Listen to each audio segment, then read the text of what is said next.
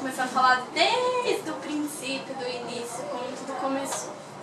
Primeiro eu recebi um e-mail falando sobre a participação, o convite, né? Até então eu bati o olho, não li muito bem, sou sincera, nem li direito, continuei minha semana. No último dia, em cima da hora, foi quando eu decidi, eu vou. Por que que eu decidi? Foi assim, eu sempre ando por aí, até no grupo lá, na construção da casa nós fizemos 2 reuniões. No início da construção e depois durante, né, para compartilhar os valores e o que nós estávamos, o que a gente ia se comprometer a partir dali. O que aconteceu? Eu decidi porque eu sempre ando por aí, eu compartilhei isso na reunião, que eu digo assim, eu quero ajudar, eu vejo as necessidades, as dificuldades, já passei por muitas também. Então eu dizia comigo mesma, assim, falando alto, assim, sozinha, eu quero ajudar, mas como eu vou ajudar, né, se eu não posso ajudar? Financeiramente, a gente nem discute. Então aí nesse dia, quando eu cheguei na empresa, que eu li de novo o e-mail e eu vi a Rafaela falando, aí rapidamente me veio um pensamento assim, parecia Deus ali conversando comigo. Você não queria ajudar? Tá aí uma oportunidade para você ajudar. Então são reflexões que a gente às vezes passa as coisas na cabeça da gente, a gente não dá importância, são mínimos detalhes que a gente nem percebe, mas tá ali falando com você. Eu falei, é verdade, né? Eu queria ajudar, sinto muito, não toca no coração de ajudar, mas você não tem como, se vê as crianças precisando, famílias precisando. E eu falei, eu vou. E a semana não estava fácil para mim, né? Já as últimas semanas estavam sendo bem difíceis. E eu tenho 2 dias para ficar com a minha filha, que é sábado e domingo, né? Ela tem 3 anos. Eu não pensei em nada, eu falei, eu vou. Liguei na mesma hora para babá, né? Organizei tudo, eu falei, olha, você fica com ela, eu vou fazer um trabalho assim, expliquei para ela detalhadamente, morrendo de medo dela falar, não vai dar, né? Você tem que vir, mas deu tudo certo, ela aceitou, ela falou assim, olha, se for pro seu bem, se for para ajudar, se for melhorar, porque eu já não estava bem. Ela falou assim, vai, né, que eu fico com ela. E eu fiquei toda alegre, saí dando um pulo, né? Aí já falei com o Paulo, já conversei com todo mundo e confirmei de ir. Desse dia em diante eu já nem dormi direito. A vontade era tanta de ir lá na comunidade, eu nem sabia como era. Nem fazia ideia que a comunidade era aqui do lado, porque a gente pensa, vocês foram, muitas pessoas falaram, vocês foram uma comunidade indígena, eram índios de verdade, porque poucos sabem que é aqui do lado, até mesmo eu não sabia. Então eu peguei e falei assim, é aqui do lado.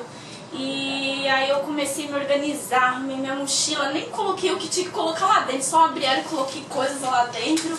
2h30 da manhã eu tava em pé pra ir pra comunidade, feliz da vida, né? Peguei o primeiro trem, né? Porque eu não moro tão longe quanto o Cássio morava. O Cássio era o que morava mais longe. Peguei o trem e fui. A ansiedade era tanta que pronto, cheguei lá, não tinha ninguém. Fui eu e meu namorado. Chegamos lá bem cedo, era 5h40. E eu querendo ir, acho que se eu soubesse o caminho eu tinha ido a pé. Mas eu não sabia, né? Aí o dia começou, o pessoal chegou, chegamos à comunidade, quando o carro chegou, virou a rua, eu falei, nossa, chegamos, era do lado a comunidade. Entramos na comunidade e a gente já se depara com outra realidade, né? Até então você está na cidade, você vê todo mundo ali preocupado com coisas fúteis. Ah, eu esqueci meu celular. Eu saí de casa feliz que eu ia, mas eu esqueci meu fone de ouvido. E lá eu ia ouvir música? Aí eu cheguei na comunidade e você já vê outras coisas, né? Você vê as crianças andando descalço, sem roupa, e você vê os adultos assim, conversando, reunido, assim, sabe? Até lembrou a minha cidade, que o pessoal fica reunido tomando chimarrão, sabe, né? E ali não, eles estavam reunidos, tinham uns fumando o cachimbo deles, conversando e sorrindo, assim, né? Aí eu olhei e falei assim, a gente veio para trabalhar voluntariamente nessa comunidade, porque eles passam certas dificuldades, né? Que onde eu vivo, poucas vezes a gente vê. Só que eles estavam sorrindo, felizes, eles não estavam chorando, discutindo, batendo o pé, quebrando porta pela dificuldade deles, não, eles estavam vivendo, aceitando as realidades deles, né? E esperando, eles não vão demonstrar isso pra gente, mas no fundo, assim, eles esperam que alguém os ajude, né? Mas mesmo assim, eles estão sorrindo, eles te recebem sorrindo, te recebem de braços abertos. E quando a gente chegou na hora de se organizar, tem um local lá chamado QG, que é onde o pessoal se reúne para conversar e combinar com quem você vai ficar de líder, né? Porque cada construção, cada grupo tem 2 líderes. No caso, nós tivemos a Cláudia e o Bruno, que foram 2 jovens que trabalharam pra caramba com a gente na construção. Eles não passaram as regras, ó, vocês fazem isso, vocês martelam desse jeito, não. Eles entraram, pegaram no batente com a gente, sentaram na terra, martelaram. A Cláudia até caiu no buraco que a gente estava fazendo lá pra colocar o pelote da casa. Enfim, aconteceu muitas coisas engraçadas. Então nessa reunião no QG você já vê as crianças se aproximando. Só que assim, eles não falam a nossa língua, eles falam Tupi-Guarani, então você já não entende. Já começou a primeira dificuldade, né? Só que assim, como eu disse numa troca de valores, todos somos iguais. Não falamos a mesma língua, não falamos Tupi-Guarani, mas no tato, nos olhares, a gente consegue se entender. Então quando eu vi as crianças lá, eu falei, pronto, eu tava louca pra grudar numa lá, né? Pra ver como elas são, porque elas são tão puras. Os adultos são puros também, assim, na bondade, sabe? Eles são meigos, mas as crianças, assim, pareciam anjinhos, assim. Quando eu cheguei, já veio, se aproximou uma e foi aquela luta pra descobrir como perguntar o nome dela. Eu perguntei uma vez só, mas depois esqueci como que se perguntava, só guardei o nome dela, né? Era Cassiana. Ela, assim, as crianças, elas têm uma... Então, né? As crianças, elas têm uma carência de carinho, de amor, assim. Não que eles não tenham na comunidade. Na comunidade, eles mantêm muito a regra deles, os valores. Eles mantêm muito a forma de viver deles, assim. Mas as crianças são carentes, elas chegam em você te abraçando, elas chegam em você mexendo no seu cabelo, na sua roupa, na sua mochila, tudo pra elas é novo, é diferente. Então se você se recuar, você vai se mostrar indiferente, né? Então foi assim, eu acabei abrindo os braços, ela grudou em mim, já que, sabe, eu já peguei na mão dela, a gente saiu de mão dada até a construção da casa. Depois ela voltou a brincar, foi pra casinha dela e lá a gente começou o trabalho. O que acontece? Nesse dia, todo mundo estava indo em mente que ia construir uma casa, que ia trabalhar, pegar no pesado. Não foi diferente, trabalhamos, pegamos no pesado. Eu disse na empresa, assim, antes de ir: gente, segunda-feira, se preparem que a turma vai voltar com o dedo todo martelado. Se fosse o dedo, tava bom, né? Eu voltei com o nariz também. Mas isso é normal, né? Eu não esperava isso, tudo bem.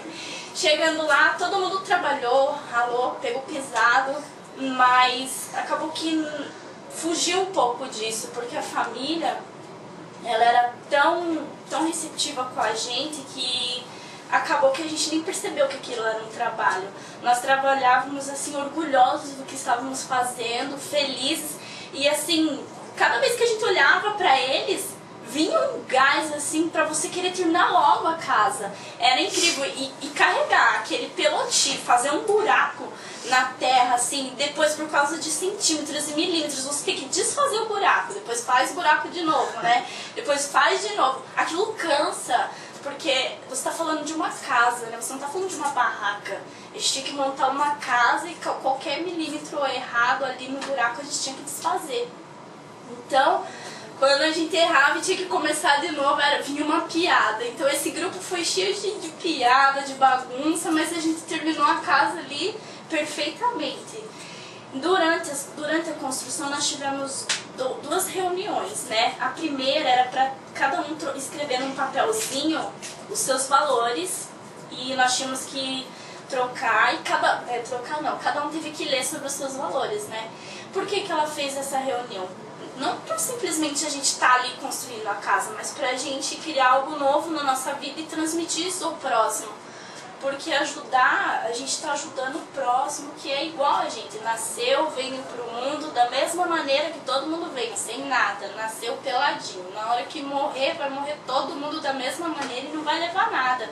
Se uns têm dificuldades e outros não, é porque os que não tiveram dificuldade é porque tiveram a oportunidade de ter um pouquinho a mais, batalharam, tiveram uma sorte a mais de conseguir o que querem.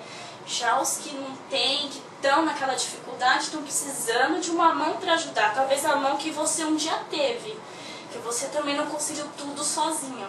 Então, se eles estão precisando de uma ajuda, estão precisando de uma mão, as crianças precisam sempre.